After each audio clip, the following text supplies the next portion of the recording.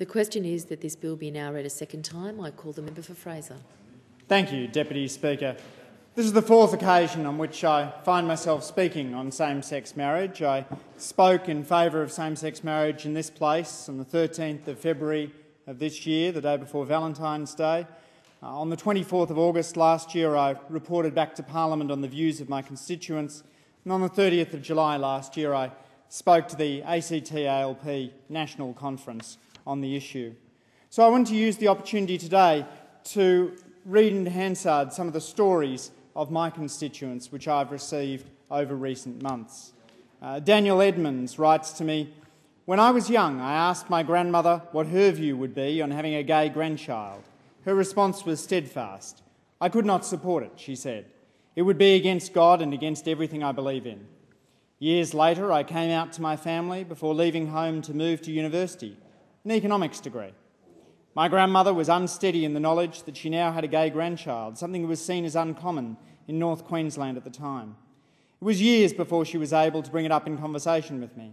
However, when she finally did, it really moved me. I want you to know that I will always support you and love you, no matter who you love. Ever since, she has met my partners, opened her arms to them as part of the family, and consoled me when those relationships didn't last. I am very lucky to still have my grandmother, but I only regret that in all likelihood my grandmother will not be able to attend my wedding day. I appreciate you fighting for the rights of future grandmothers, grandfathers, mothers, fathers, aunts, uncles, brothers and sisters to be able to attend the wedding days of their beloved family members." Ian Brown wrote to me, "My partner Roger and I have been together for 40 years, and we were civilly united in 2006 under UK law as he holds a UK passport. We had our ceremony in the British Consulate in Sydney. They said we could have a maximum of 6 guests, so naturally we invited 30. It was one of the most exciting days of my life, and I will always remember my late mother's tears of joy on our finally being married after a 34-year engagement." Another constituent, Bill from Ainslie, wrote to me to tell me of his experience watching an interview with Bishop Pat Power on the 7:30 report last Friday. In that interview, Bishop Power said, quote, "Where two people have got that definite commitment to each other, and if they make that decision before God, I would say that they are blessed in that life that they are living, and that they do that with honour and respect for one another.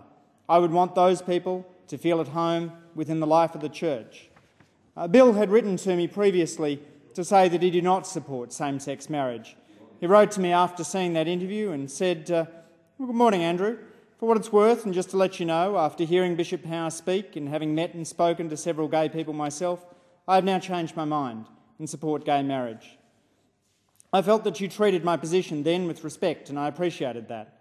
I'm sure there are many others in the community who are wrestling with this issue and who will, with time and reflection, come to see the justice of the homosexual case.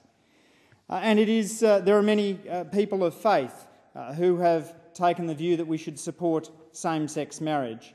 Writing in the National Times, Harry Herbert, Reverend Harry Herbert, the Executive Director of Uniting Care New South Wales and ACT, refers to the fact that in the latter part of the 19th century there was a campaign to remove from marriage acts the restriction that a man could not marry a sister of his deceased wife. When it was proposed by colonial governments in Australia to remove the restriction, churches led the charge against it. Reverend Herbert quotes the Reverend Adam Cairns of the time, who described the proposed change as, quote, "a deliberate treachery to the cause of truth, and that, quote, by the unchangeable word of God, such marriage is incestuous." Reverend Herbert points out that this seems to be a selective reading of the Bible because the book of Deuteronomy, in fact, enjoins a man to marry his deceased wife's sister. But the broader point that Reverend Herbert makes is that this is not a case of imposing on non-believers a vision based on faith. Deputy Speaker, in his I Have a Dream speech, Reverend Martin Luther King spoke of the promissory note that African Americans were bringing to be cashed. He said in that speech that America had defaulted on the promissory note as far as her citizens of colour were concerned. But, he said, they didn't believe that the Bank of Justice is bankrupt. It is the same principles that bring gay and lesbian Australians to this House to call for us to support same-sex marriage laws. I do so with a respect for those who disagree, but a passionate belief in the justice of this case.